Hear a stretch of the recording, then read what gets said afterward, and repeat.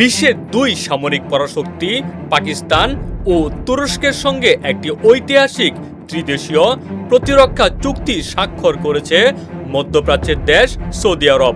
শুক্রবার সৌদিতে অনুষ্ঠিত এই সম্মেলনে চুক্তিতে সই করেন পাকিস্তানের প্রধানমন্ত্রী শেহবাজ শরীফ, তুরস্কের প্রেসিডেন্ট রিসেপ তাইয়েব এরদোয়ান ও সৌদির ক্রাউন প্রিন্স মোহাম্মদ বিন সালমান। মক্কা চুক্তি নামের এই ঐতিহাসিক প্রতিরক্ষা চুক্তির মূল শর্ত হল তিন দেশের যেকোনো একটির উপর আক্রমণ হলে তা সবার উপর আক্রমণ হিসেবে বিবেচিত হবে। তবে এই ত্রিদেশীয় চুক্তি স্বাক্ষরের মাত্র কয়েক ঘন্টার মধ্যেই তীব্র প্রতিক্রিয়া জানিয়ে আনুষ্ঠানিকভাবে ক্ষোভ প্রকাশ করেছে মধ্যপ্রাচ্যের প্রতিবেশী দেশ ইরান।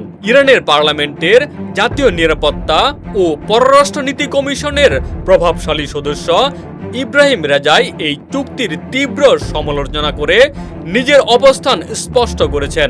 সামাজিক যোগাযোগ মাধ্যমে এক্সে দেওয়া এক বার্তায় ইব্রাহিম রেজাই দাবি করেন যে এই ধরনের চুক্তি সৌদি আরবকে কোনো বাস্তব নিরাপত্তা প্রদান করবে না। তিনি জোর দিয়ে বলেন যে তুরস্ক এবং পাকিস্তানের সঙ্গে স্বাক্ষরিত এই ধরনের নিছক একটি কাগজে চুক্তি সৌদির জন্য কোনো সুরক্ষা কবচ হতে পারে না। মার্কিন যুক্তরাষ্ট্রের সাথে বছরের পর বছর ধরে সৌদির একপাক্ষিক সম্পর্ক যেভাবে তাদের কোনো নিরাপত্তা দিতে পারেনি, এই চুক্তিও ঠিক তেমনই ব্যর্থ হবে। সৌদি কর্তৃপক্ষকে উপদেশ দিয়ে এই ইরানি আইন প্রণেতা বলেন যে নিজেদের নিরাপত্তা নিশ্চিত করতে হলে তাদের বিদ্যমান নীতিতে আমূল সংস্কার আনা জরুরি। অন্যান্য বিদেশি রাষ্ট্রগুলোর কাছে নিরাপত্তার জন্য অনুনয় বিনয় বা ভিক্ষা চাওয়া বন্ধ করে নিজেদের নীতির পরিবর্তন করাই সৌদির জন্য একমাত্র সঠিক পথ।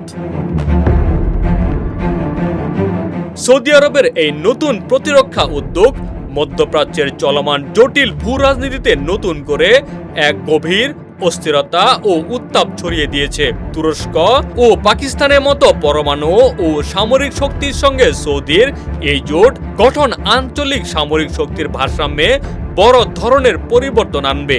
এই ত্রিদেশীয় সামরিক জোটের কারণে মধ্যপ্রাচ্যের অন্যতম প্রভাবশালী দুই দেশ ইরান ও সৌদি আরবের দ্বিপাক্ষিক সম্পর্কে আবারও টানাপোড়েন তৈরি হতে পারে।